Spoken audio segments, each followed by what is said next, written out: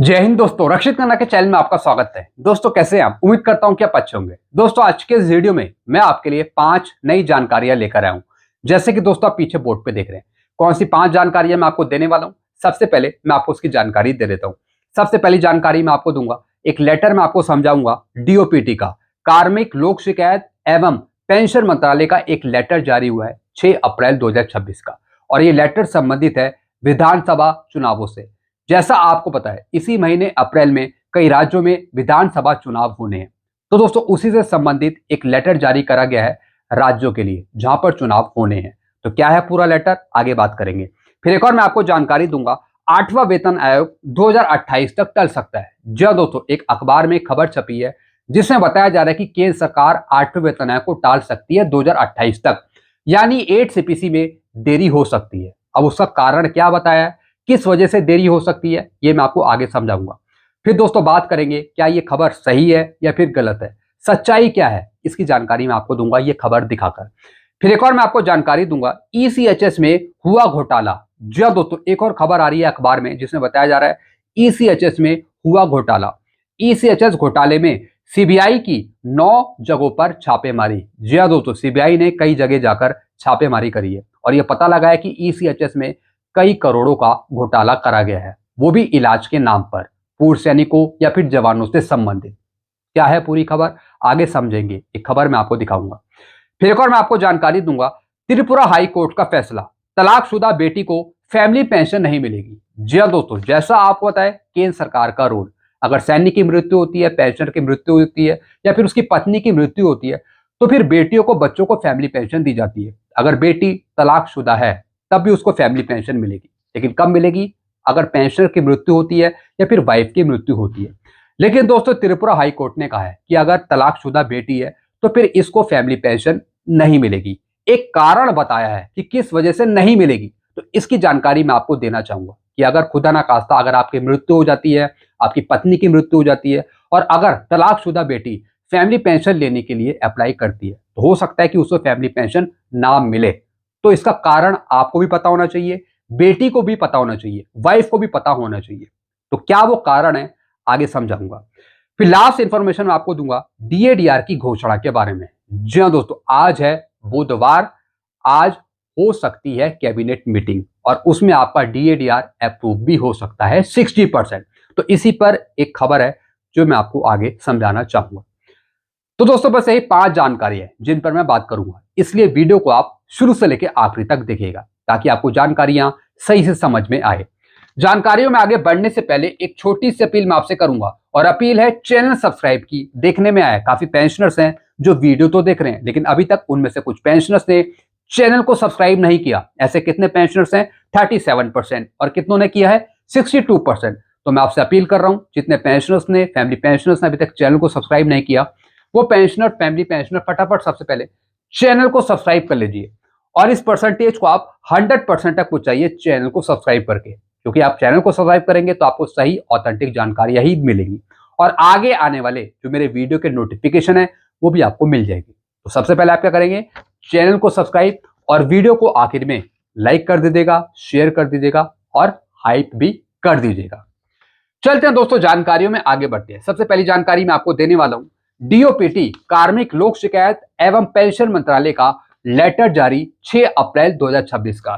जी हां दोस्तों, डीओपीटी की तरफ से ऑफिस मेमोरेंडम जारी करा है 6 अप्रैल का, जिसका सब्जेक्ट है general election to the legislative assembly of Assam, Kerala, Tamil Nadu, West Bengal and Pondicherry 2026 by election to 8 assembly constituencies of various state 2026 paid holiday. जी हाँ दोस्तों, जिन राज्यों में चुनाव होने हैं वहां पर छुट्टी रहेगी सरकारी दफ्तरों में। जी हाँ दोस्तों, इसका मतलब यही है, असम, केरल, तमिलनाडु, पश्चिम बंगाल और पांडुचेरी में छुट्टी रहेगी चुनावों वाले दिन।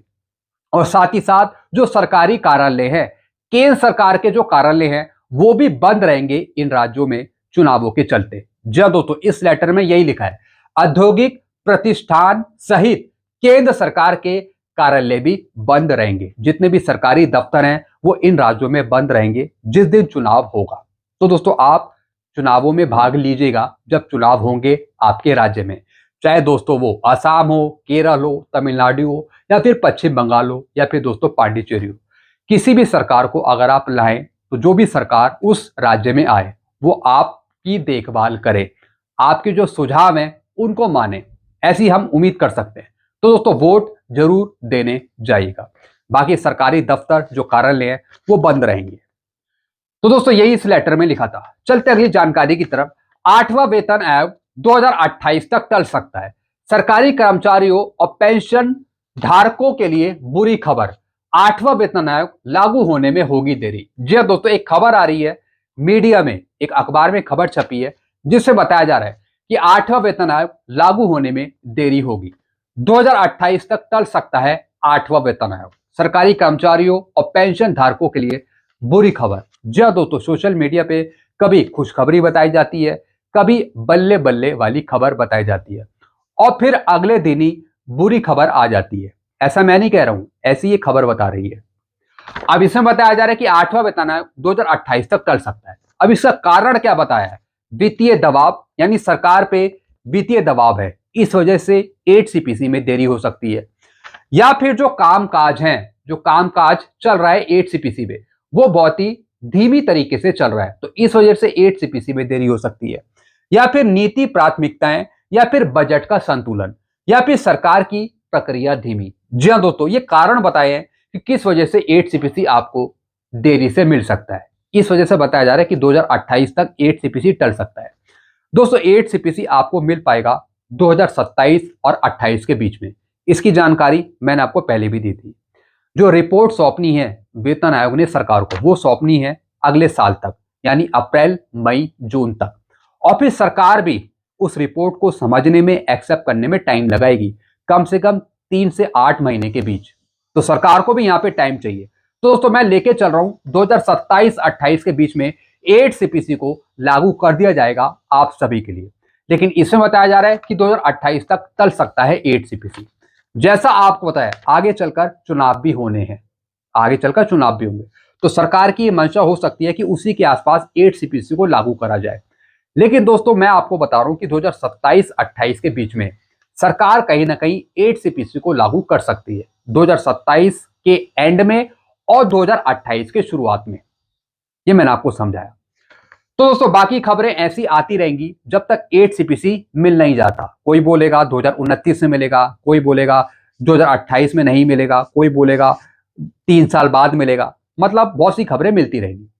तो थोड़ा सा आपको जानकार रहना है, आपको पता लगाना है कि सही क्या गलत क्या है। मैंने आपको बताया 2027-28 के बीच में 8 सीपीसी सरकार लागू कर सकती है। चलते हैं दोस्तों अगली जानकारी की तरफ। अगली जानकारी मैं आपको दूंगा ईसीएचएस में हुआ घोटाला। ईसीएचएस घोटाले में सीबीआई की 9 जगहों पर छापेमारी। इलाज के नाम पर 100 करोड़ रुपए से अधिक का घोटाला। जी दोस्तों एक खबर आ रही है और यह भी खबर अखबार में लिखी है। ईसीएचएस घोटाले में सीबीआई की 9 जगहों पर छापेमारी। पूर्व सैनिकों के इलाज के लिए शुरू की गई ex serviceman contributory health scheme यानी ईसीएचएस में चंडीगढ़, पंचकुला और मोहाली के अस्पतालों में 100 करोड़ से अधिक का घोटाला सामने आने के बाद सीबीआई ने गुरुवार को बड़ी कार्रवाई की है। जी हाँ दोस्तों कुछ जगह पकड़ में आया है कि ईसीएचएस में घोटाला चल रहा था, जिसमें इलाज के नाम पर बहुत से पैसे यहाँ पे वसूले गए पूर्व सैनिकों से या फिर जवानों से। 100 करोड़ रुपए का घोटाला, वो भी ईसीएचएस में। हम तो पहले ही ये बात जानते थे कि ईसीएचएस एक सक्सेसफुल स्कीम नहीं है। काफी परेशानी यहाँ पे उठानी पड़ रही है जवानों को, पूर्व सैनिकों को, मेडिकल से जुड़ी। लेकिन अब घोटाला हो गया है ईसीएचएस में। अब दोस्तों देखिए क्या लिखा है।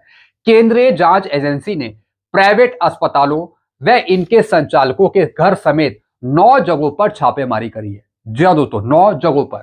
मालूम हो कि दैनिक जागरण ने इस ex serviceman contributory health scheme घोटाले का पर्दाफाश किया है। जी हाँ दोस्तों दैनिक जागरण है, उन्होंने दोस्तों इसका पर्दाफाश किया है। उनके थ्रू ये पता लगा है सीबीआई की प्रारंभिक जांच में कई फर्जी लैब रिपोर्ट सामने आई है। जी हाँ दोस्तों सीबीआई ने इंक्वायरी करी और ये पाया है कि कई रिपोर्ट्स फर्जी हैं, कई रिपोर्ट फर्जी बनाई हुई हैं। यह भी पता लगा कि मरीजों को फर्जी तरीके से आईसीयू और वेंटिलेटर पे दिखाया गया है। जी हाँ दोस्तों जो मरीज है उनको गलत तरीके से आईसीयू और वेंटिलेटर पे दिखाया, उसके अलग से बिल बना दिए और वो पैसा वसूला गया। उन्हें महंगे इंजेक्शन और दवा दिखाई गई। जी हाँ दोस्तों, उसके भी बिल पकड़ में आ गए, बल्कि वो बिल एक्चुअल में था ही नहीं इतना।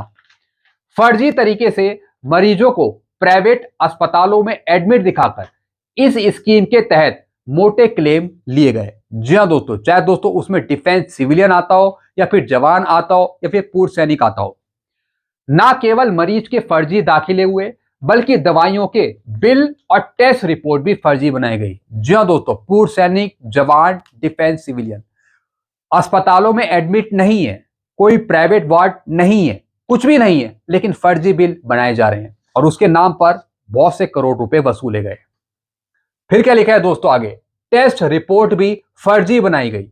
गुरुवार को सीबीआई ने धर्म अस्पताल, केयर अस्पताल, एडन अस्पताल, अमर अस्पताल, शेल्बी अस्पताल, सेक्टर 38 में एक धार्मिक स्थल में चल रहे मेडिकल सेंटर में रेड करी। तब पता लगा है कि इतना पैसा ये निकाला गया है। ईसीएचएस स्टाफ की मिली भगत। जी हाँ दोस्तों, जो ईसीएचएस का स्टाफ है वो भी इसमें कहीं ना कहीं शामिल है, उनको भी अलग से पैसे दिए जाते रहे होंगे। चंडीगढ़ का सेक्टर 38 इस गड़बड़ी का केंद्र है। शहर की एक प्राइवेट एजेंसी इस खेल में महत्वपूर्ण भूमिका निभा रही है। यह एजेंसी अस्पतालों को एक्स सर्विसमैन कंट्रीब्यूटी ईसीएचएस के तहत रजिस्टर मरीज लाकर देती है। चंडीगढ़ के साथ साथ मोहाली, पंचकुला के अस्पताल की इसमें प्रमुख भूमिका है। मरीज को डॉक्टरों की मिली भगत से महंगी दवा लिखी जाती है। जी हाँ दोस्तों, मरीज को डॉक्टरों की मिली भगत से हाई मेडिसिन दी जाती है, ज्यादा पैसे वाली मेडिसिन दी जाती है। यह दवा खरीदी नहीं जाती, सिर्फ फर्जी बिल बनाया जाता है।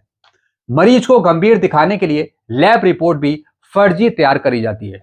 जी हाँ दोस्तों, जो टेस्ट की रिपोर्ट्स हैं, लैब रिपोर्ट हैं, वो भी फर्जी दिखाई जा रही है, जिससे पता लगे कि मरीज को ज्यादा गंभीर बीमारी है, ताकि उससे ज्यादा पैसा वसूला जा सके। क्योंकि जब लैब रिपोर्ट अच्छी नहीं आएगी तो फिर इलाज भी महंगा करवाना पड़ेगा, मेडिसिन भी उस टाइप की चाहिए होंगी। तो दोस्तों ये सब कुछ प्री प्लानिंग है, पहले से सब कुछ बना रखा है ताकि ज्यादा से ज्यादा पैसा बटोरा जा सके। तो लगभग दोस्तों यहाँ पे छापेमारी में पकड़ में आया है कि इलाज के नाम पर 100 करोड़ रुपए से अधिक का घोटाला करा गया। तो दोस्तों अब ये ईसीएचएस स्कीम सक्सेसफुल स्कीम साबित नहीं हो रही है, घोटाले हो रहे हैं।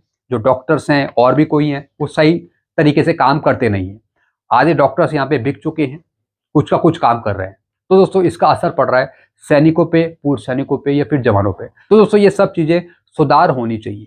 चलते हैं दोस्तों अगली जानकारी की तरफ। अगली जानकारी मैं आपको दूंगा त्रिपुरा हाई कोर्ट का फैसला, तलाकशुदा बेटी को फैमिली पेंशन नहीं मिलेगी अगर तलाक माता पिता के मरने के बाद हुआ है। जी हाँ दोस्तों, त्रिपुरा हाई कोर्ट का एक फैसला है, जैसा कि दोस्तों हम यहाँ पे देख रहे हैं।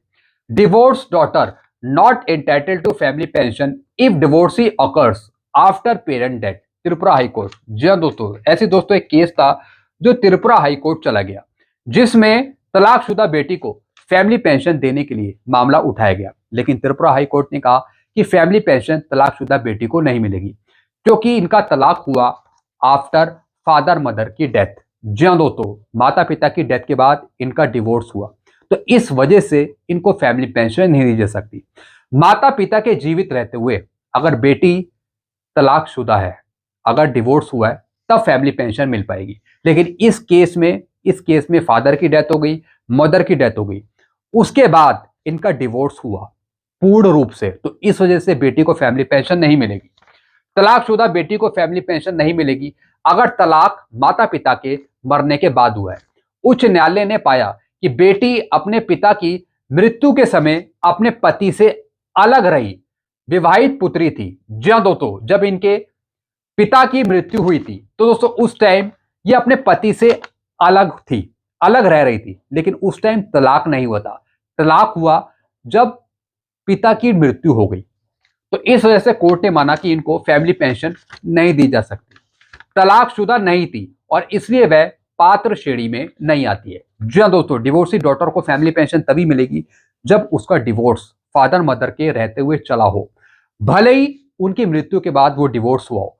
लेकिन अगर प्रोसेस कर दिया है केस डिवोर्स का बेटी ने माता पिता के रहते हुए, तब फैमिली पेंशन मिल जाएगी।